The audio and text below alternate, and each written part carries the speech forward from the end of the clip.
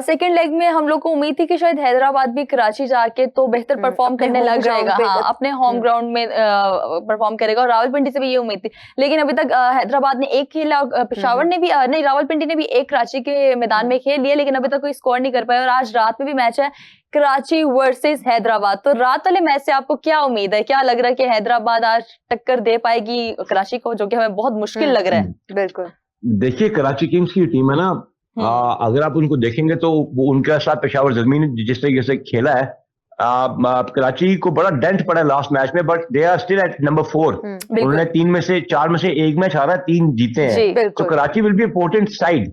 कराची को आप अंडरमाइन नहीं कर सकते, उनका एक बैटर चल जाएगा, उनका काम सेट हो जाएगा। और साथ गिवन फैक्ट कि अगर मैं मीर हमजा को टीम से हटा दूं तो उनकी बॉलिंग में भी इतना कोई मसला नहीं मुझे नजर आ रहा, तो Karachi seems to be favourite. और ये बात भी, कराची की टीम में 3-4 लड़के लोकल हैं, तो they have played on this ground. तो मेरे तो है कि T20 में आप कह तो कुछ नहीं सकते, but Karachi seems to be favourite for tonight. Maxwell का इंतजार हो रहा था कि आप मुझे बता सकते हैं कोई अपडेट है? मैक्सवेल पाकिस्तान आ गए या नहीं आए? बिल्कुल, मैक्सवेल टीम को ज्वाइन आ चुके हैं और आज वाला मैच जो है वो चांसेस हैं वो खेलेंगे। अच्छा, तो सर आप बताएं कि मैक्सवेल के हैदराबाद को ज्वाइन करने से, आज का मैच खेलने से, क्या एक प्लेयर से हम उम्मीद लगा सकते हैं कि हैदराबाद को जिता दे? क्योंकि कहा जा रहा था मैक्सवेल आएंगे तो टीम के हालात बेहतर हो जाएंगे, परफॉर्मेंस अच्छी हो जाएगी, तो किस तरह से हम रिलाई कर सकते हैं सिर्फ एक प्लेयर के ऊपर? आपको ऑनेस्टली बात देखिए, एक प्लेयर का एक टाइम होता है, everyone has a time. Maxwell's time is done long way back. 2023 में उसने ऑस्ट्रेलिया को एक मैच जितवाया था, जो कि और कोई इंसान नहीं जितवा सकता था अगेंस्ट अफगानिस्तान। मैक्सवेल बहुत बड़ा प्लेयर है, देन मेंटली वेरी टफ। लेकिन अब ये तमाम प्लेयर्स हैं जो हमारे पास आए हैं, ऑजीज जो हैं, ये past way past their prime. हाँ, क्वालिटी ऑफ अटैक सामने से अच्छा नहीं होगा और मैक्सवेल का मूड होगा तो Maxwell can make a difference. Because हम में और ऑस्ट्रेलियन माइंडसेट में फर्क ही है, we don't begin with end in mind. Australians end in mind को रखते हुए, और ये भी फिर बताऊंगा, ये 90s से माइकल बेवन के टाइम से चलता आ रहा है कि जब वो मैच में आते हैं, गिलक्रिस्ट जब बेवन आते थे, वो मैच को फिनिश करते थे। ये सिर्फ एक वो क्वालिटी है जो पाकिस्तान की टीम में मिसिंग है, जो कि इन ऑस्ट्रेलियंस में बहुत कदरे, बहुत ज्यादा उनके अंदर भरी हुई है कि मैक्सवेल हो या कोई भी प्लेयर हो, चाहे फेमस प्लेयर ना भी हो, जो जब मैच में स्टक इन करते हैं तो आपकी टीम को जितवा देते हैं। बट देन अगेन, अभी वो लैंड किया इतनी बड़ी लंबी फ्लाइट से, एक दिन से रेस्ट होगा, जेट लैग होगा, I can't be sure. Then again, अगर अच्छा खेलेगा तो ऑब्वियसली पीएस में रौनक बढ़ेगी। चलिए, thank you so much sir, आपने अपना टाइम दिया। हम आपको रोजाना 3 बजे वाले शो में ना तंग करते रहा करेंगे, आपने प्लीज हमें ज्वाइन करना, अपना टाइम देना है। Thank you so much for your time. Huma, alright, thank you. क्या लग रहा है आज क्या टारगेट सेट करेगी पेशावर ज़ल्मी? पेशावर ज़ल्मी अभी जो आई गेस 147 किया है इन्होंने। yes. और अब्दुल समद अभी नहीं आए हैं और ब्रेसवेल खड़े हैं, साथ मेंडेस हैं। पीछे अगर आप देखें 3 ओवर्स रह गए हमारे पास। यस, तो मैक्स 180 190 तक तो चला जाएगा टारगेट इजी, लेकिन वही ज़िशान वाली बात, राउंड अबाउट 180 187 मुझे ज़िशान वाली बात बिल्कुल वो सही कही है। पेशावर ज़ल्मी आज का मैच जीतना चाहती तो 200+ रन्स करने पड़ेंगे, क्योंकि मुकद्दस आज फखर की वापसी है।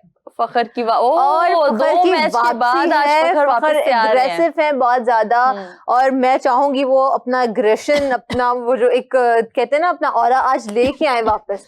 और मैक्स 50 तो वो स्कोर करेंगे आज टीम के लिए, क्योंकि आपने देखा जिस दिन फखर बैन हुए थे उस दिन लाहौर ने छोड़ा नहीं था मुल्तान को, 13 ओवर्स में 180 कर दिया था। तो आज फखर खुद, और उनके 100 मैचेस भी कंप्लीट हो चुके हैं। हमें एक और गेस्ट ज्वाइन कर चुके हैं, हमें ज्वाइन किया है ताबिश ने। Tabish, welcome. Your thanks for having me again in your program. Tabish, हम आपको ऐसे ही तंग करते रहा करेंगे, आपने हमें ज्वाइन किया करना और अपने जो कीमती आपके तबसरे है ना वो हमें उससे जरा बताते रहा करें। हाँ, मेरी उर्दू खत्म हो गई थी। अच्छा ताबिश, मुझे बताएं, पेशावर और लाहौर आज खेल रहे हैं, तो क्या लग रहा है? आज आउट हो गए, मेंडिस भी आउट हो गया। अच्छा आपने ताबिश अच्छा मैंने हिसाब लगाया, ताबिश जब ज्वाइन करते कोई विकेट जरूर आती है, मुझे क्यों ऐसा लग रहा है। ताबिश आपके ज्वाइन करते साथ ही मेंडिस भी आउट हो गए, 74 रन्स किए हैं 48 बॉल्स के ऊपर। तो मुझे बताएं, आज बाबर और मेंडिस की पार्टनरशिप तो लगती है हमें नजर आ रही थी, लेकिन पहले बाबर आउट हुए, उसके बाद मेंडिस भी आउट हो गया। तो बात मैं भी कर रही थी, आज बाबर वर्सेस शाहीन है। यस, बाबर वर्सेस क्या लगता है कि आज बाबर डोमिनेट कर पाएंगे? क्योंकि पेशावर अब तक अनबीटन जा रहा है और अब तो आपके शहर में हो रहा है ये मैच, बिल्कुल। तो आपकी उम्मीदें किसके साथ हैं? जी, सबसे पहले बहुत शुक्रिया Muqaddas for having me in your programme, और हमारी मौजूद है उसके लिए मेरी जानिब से सलाम। बाबर जो है आज भी खेले और 100 का स्ट्राइक रेट के साथ वो खेले। 40 गेंदों पर उन्होंने 1 छक्के 3 चौकों की मदद से 43 रन्स बनाए। एक मुनासिब पार्टनरशिप जारी थी और मेंडिस इस टीम में एक बहुत इंपॉर्टेंट किरदार अदा कर रहे हैं। मतलब मेंडिस बता रहे हैं कि वो इस मॉडर्न एरा की क्रिकेट को समझ चुके हैं, जिस तरीके से उन्होंने क्रिकेट खेली आज। फिर दूसरी जानिब अगर बात की जाए, आपने बड़े खूबसूरती के साथ का आज मुकाबला है बाबर वर्सेस शाहीन का। यस मैं समझता हूँ आज मुकाबला होगा कि फ्यूचर कैप्टन कौन हो सकता है पाकिस्तान का, क्योंकि हम मुख्तलिफ जो एक्सपर्ट्स हैं उनका मानना ये है कि T20 जो है उसमें शाहीन शाह अफरीदी बड़ी अच्छी क़यादत संभाल सकते हैं। जबकि रिसेंटली मैंने भी कुछ क्रिकेटर्स के इंटरव्यूज किए तो उन्होंने कहा कि बाबर जो है उनसे बेहतर था, शाहीन से बेहतर था कि बाबर को आप पहुंच दें। तो अब ये बड़े हालात ऐसे हैं कि जिसमें कोई भी बात तब तक नहीं की जाएगी जब तक इन दोनों खिलाड़ियों को टेस्ट नहीं किया जाएगा, और अब वक्त आ गया टेस्ट करने का। और ये एक अच्छा प्लेटफॉर्म है, आप देख रहे हैं PSL में ये दोनों टीमें आमने सामने। आज पता चलेगा कौन सी टीम में किसके नर्व्स कितने स्ट्रांग है और दोनों में से कौन सी टीम क्या करके दिखाती है। लेकिन स्टिल नाउ अगर अब आप देखें जिस तरीके से कराची में स्कोर हुआ, पहले मैच में स्कोर हुआ, दूसरे मैच में स्कोर हुआ, और जिस तरीके से स्कोर होता जा रहा है कराची में 80+, अगर 80+ स्कोर होता है और कलंदर्स क्योंकि कराची में अब तक बेहतर उन्होंने परफॉर्म नहीं किया और पेशावर ज़ल्मी के लिए एज रहा है कि वो अब तक जितने कराची के मैचेस खेले उसमें फतह समेटी है। तो ये सारी चीजें हैं बड़ी इंपॉर्टेंट है। पर अगर मेंटली देखें तो वो उनके वो ये हासिल है पेशावर ज़ल्मी को कि वो अब तक जो है कराची में अपने मैचेस जीते हैं, जबकि 100 रन पर ढेर कलंदर हो गई कराची में। कराची किंग्स की परफॉर्मेंस कराची में बहुत अपसेट थी। तो ये सारी चीजें बड़ी इंपॉर्टेंट है। लेकिन हाँ, टिल नाउ मैच अच्छा है और देखते हैं अब आगे जो है उनका मिडिल ऑर्डर और लोअर मिडिल ऑर्डर क्या स्कोर सेट करवाता है, इसके बाद जो है कोई भी तज्जिया होगा। ताबिश, आपको नहीं लगता कि बाबर आजम ODI के प्लेयर हैं, इनको T20 से रिटायरमेंट ले लेनी चाहिए? इनको बाबर आजम को नहीं, अब कैरियर बाकी है उनका, ये आप और मैं फैसला नहीं कर सकते। बाबर आजम परफॉर्म कर रहे हैं, सोचना तो ये होगा जिन्होंने बाबर आजम कैरियर उन्हें सब सोचना ही होगा। लेकिन उनका फोकस हो जाएगा ना कि ODI की तरफ, जिस तरह से इंटरनेशनल प्लेयर्स करते हैं। इस टाइम वो T20 भी खेल रहे हैं और T20 में हमें नजर नहीं आ रहा कि वो इतना ऐसा अच्छा परफॉर्म कर पा रहे हैं।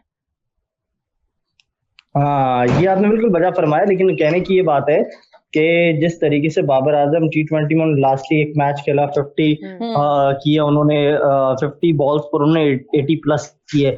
फिर उन्होंने आज के मैच में 40 में 43 की। आपको इस बात को समझना होगा, बाबर की जो क्लास है वो बाबर की क्लास ये नहीं कि आप उससे जो है वो गेम ऑफ क्रिकेट मांगे जो फखर करते हैं आके।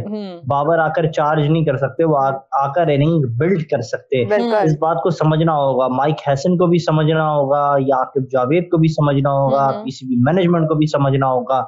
और अगर वो बाबर आजम को टीम में रखते हैं तो इसका मतलब ये है कि वो टीम की बैटिंग ऑर्डर को बैलेंस करने आए, टीम की बैटिंग ऑर्डर को चार्ज करने नहीं आए।